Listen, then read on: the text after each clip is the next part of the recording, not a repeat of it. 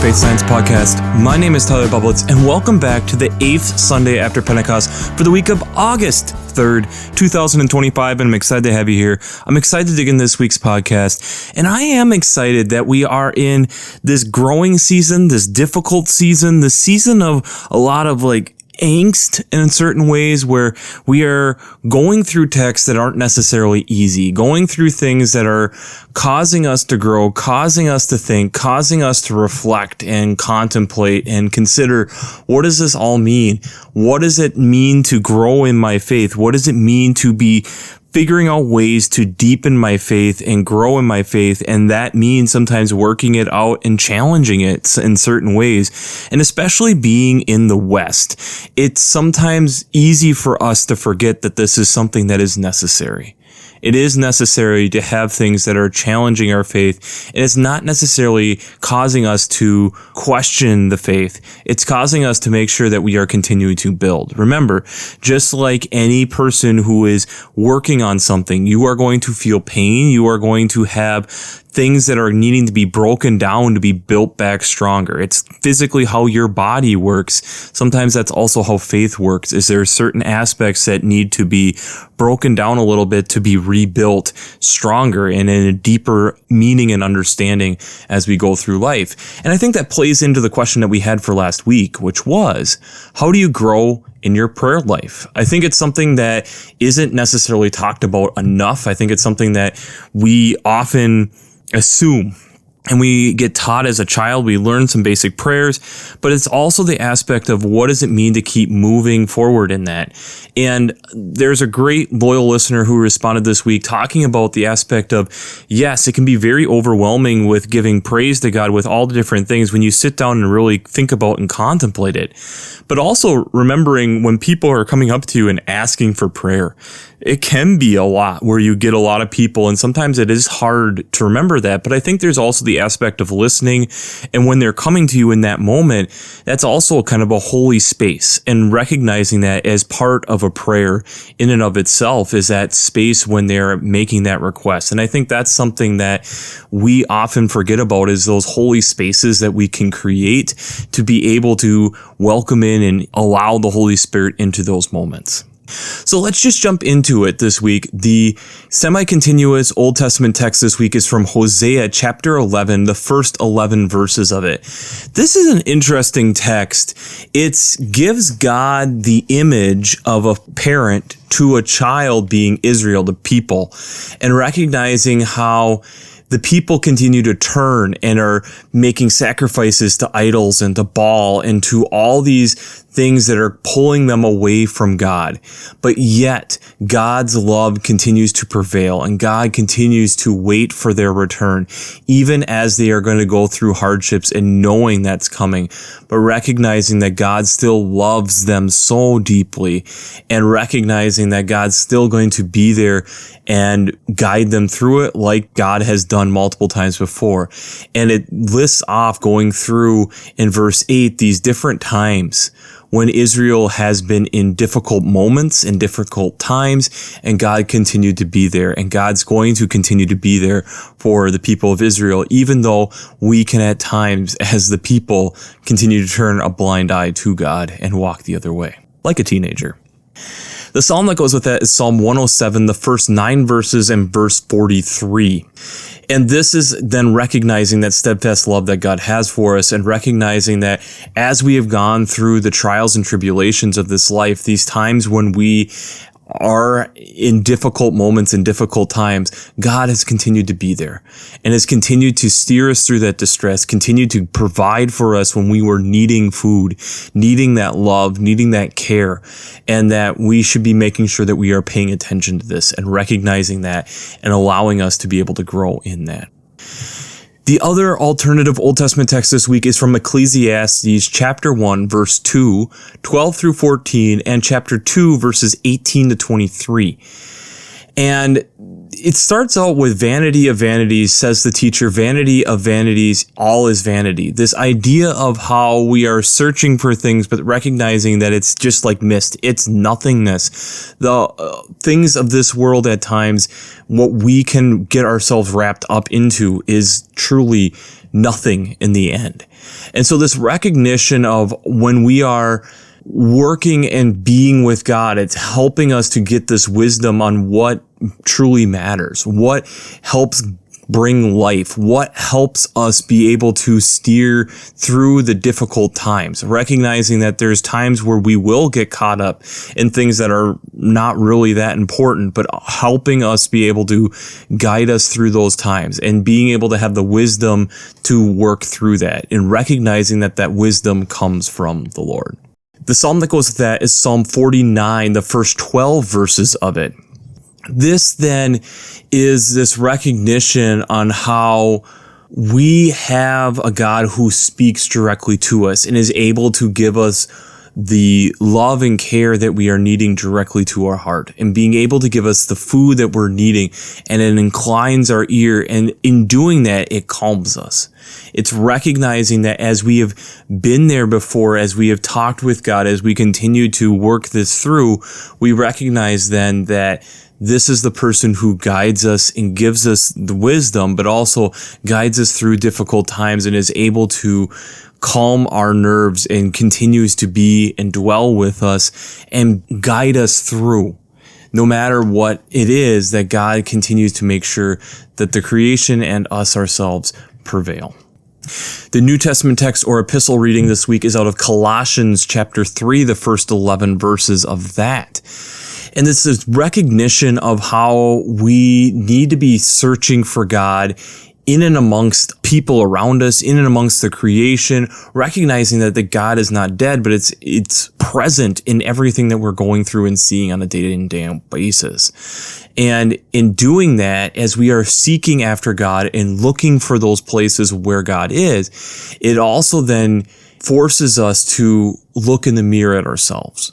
As we are continuing to chase after God and recognizing that we are human, that we fall short, and recognizing that in doing that, we do our best attempts and continue to work on making sure that we do better and work toward becoming like Christ, and recognizing that there's going to be times that we're still going to fall short, but recognizing that as we continue to walk in the light of God, that we become closer and closer to the path that God has steered and wanting us to be on, and thus allowing us to be more and more the person that God is wanting us to be, and more closer to the image of who God wants us to be, in the image of Christ, and looking for this renewal. And as we go through this renewal, it's not necessarily that we are putting ourselves in the groups. It's recognizing that it's Christ within all of us.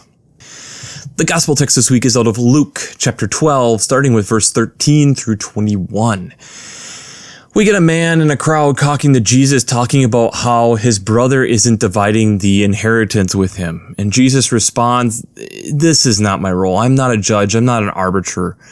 And then Jesus kind of gets into, don't let the greed and things of this world and the abundance take total control of you. And he gives this beautiful parable that's difficult, that we have a rich man who had produced abundantly, and he has no more places to store his crops. So he decides, let's pull down the barns that I have and build bigger barns so I can store all my goods.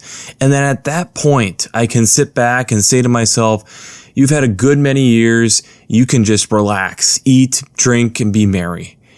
And God says, you fool, this is the night that I am demanding my life of you.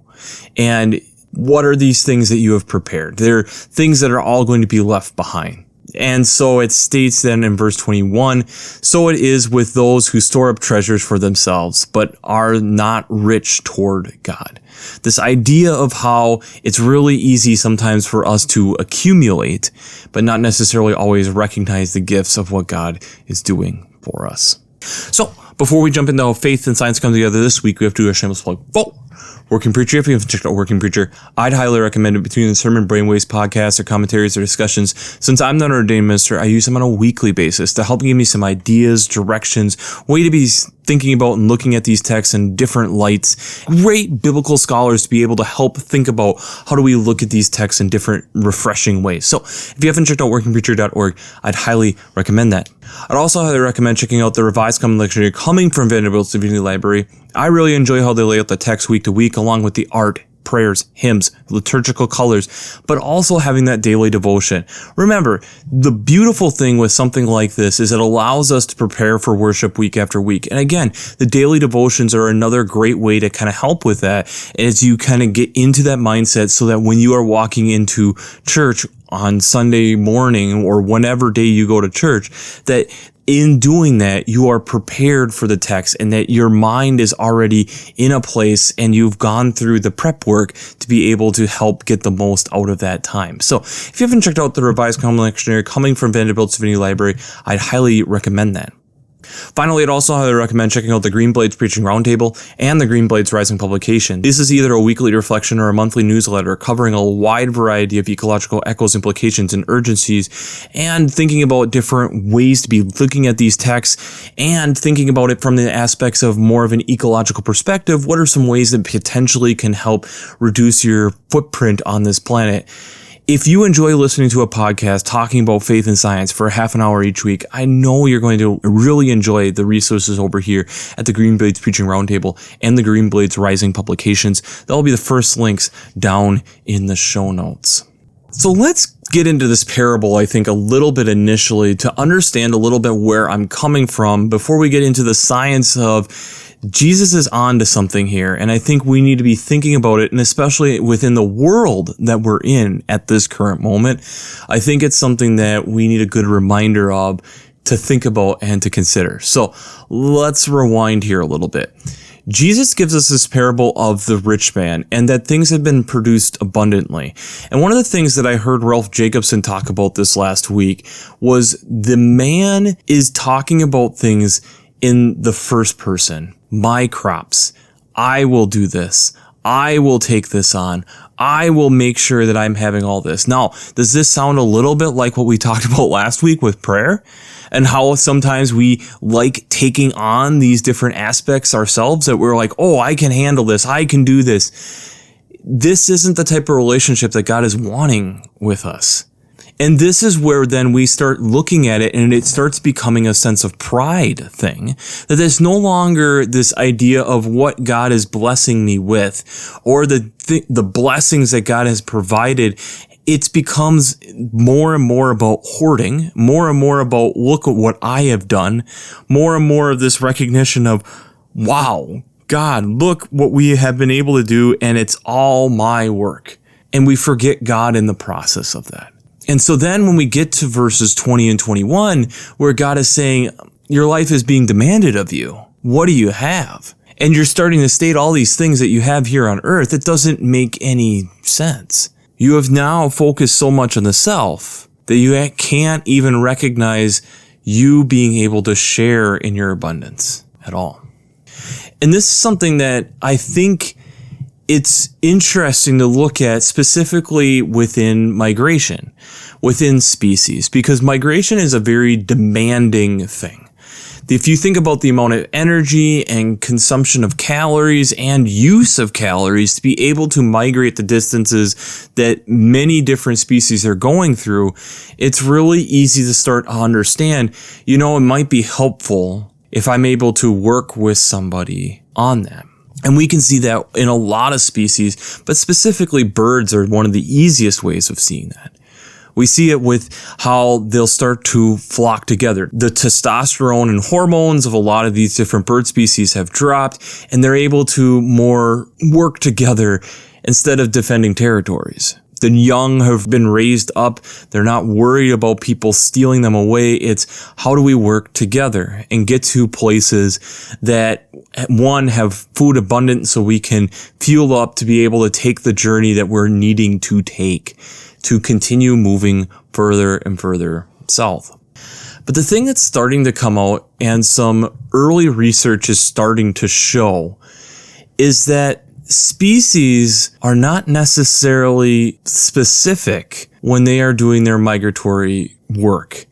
And so there's starting to be a term within the last 5 to 10 years that is starting to be coming out, specifically also with the aspect of how climate change is affecting how migration routes are running, that we're seeing co-migration. And what they're talking about with co-migration is recognizing that there might be multiple different species of birds, but it also might be different types of like insects, birds, bats, fish, all migrating together, all trying to figure out ways to be able to work together through this difficult time of migration, recognizing that this is something that's easier done together. If you think about it from an insect's perspective, I can see it. If they are able to take after a flock of birds that are flying in V formation and being able to catch some of that draft, I could see how that would be hugely advantageous for something like that. Or multiple types of fish species that are trying to move to wherever their breeding grounds are, that they're able to go together. And thus, again, the reduction in predation is very prominent as well. That you're able to then work together and be able to do something together. And I just find the contrast of this is so important. The contrast of when they are having their young, they're very defensive, specifically bird species, where they're going to build territories, they're going to defend those territories, and depending on the species of bird or whatever, the aspect of how they're going to also defend the nest or defend their territory for making sure that they're providing for their young. Or providing for, I am setting up a place to breed.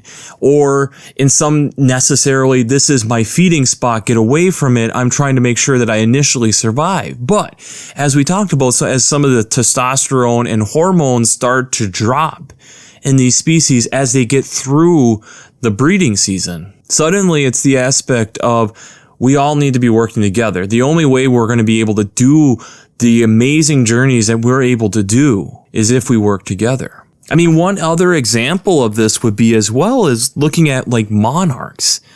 They come from all over the United States and North America, and they get into a 200-mile range in Mexico, but they're literally stacking layers on each other to help make sure that they are able to survive to the next generation. This is incredible. Suddenly, these things that potentially were seen as competition, potentially looking at the differences coming from different populations, suddenly are getting all to one spot and recognizing that no, the only way they're going to survive is working together. Seeing that we are having multiple different types of bird species, multiple different types of insects, and multiple different types of mammals all working together in order for them to accomplish this desire that is built into their DNA as much as we can understand, built into their instincts that they need to move, they need to migrate. But they recognize that they have to look beyond things that at different parts of the year are a big deal to them. Be able to find the foraging grounds that they need to be able to look beyond the differences. When I look out broadly across the world right now, I see a lot of rich men and women, and what we're fighting over a lot is maintaining things the way that we think that they should be. And when we see people who are suffering or see people or things that are suffering, we're now becoming into this position of second mover instead of first movers. The idea that someone else will take care of it. And it's not just one particular spot or one particular country or one particular aspect of things. It's multiple. Instead, we'd rather wait for others to do things, recognizing that look at the different wealth that I've accumulated, instead of seeing it as an opportunity for us to help. And this is where I think there is some issues that we're running into as a world. As gardeners, you're called to take care of a place, which means you give. You give of your time, you give of your work, you give of your effort, and the reward is the aspect of how nature then, the creation then, gives back to you in food and enjoyment and entertainment in different ways. Being able to give you breath and life in the same way. As we are looking at now how migration is not necessarily just a one species thing, but it's going across the gamut and how it's all working together, this recognition then that shouldn't we be doing the same thing within our own species? Instead of trying to figure out ways to categorize, it's just an opportunity for us to recognize ways that we are actually more similar. Seeing the pain, the hurt, the harm, and recognizing that maybe we need to be giving of our time and work and effort there as well. And looking for ways for potentially that to come back around for us in some form or fashion at some point, and recognizing maybe we don't see it, but we feel it in a different way. I think it's really easy to fall into this trap if it's all about me, me, me. The Hosea reading is a perfect example where God lists off, was I not there for all these different times? And yes, I'm going to still love and care about you, but can you please recognize sometimes where you're being really dumb? Can you please recognize some of the times that you're turning away from me? Can you please recognize some of the times where you're going astray and turning your hand and being a teenager and saying, I don't want you around. And yet that's exactly what you're needing.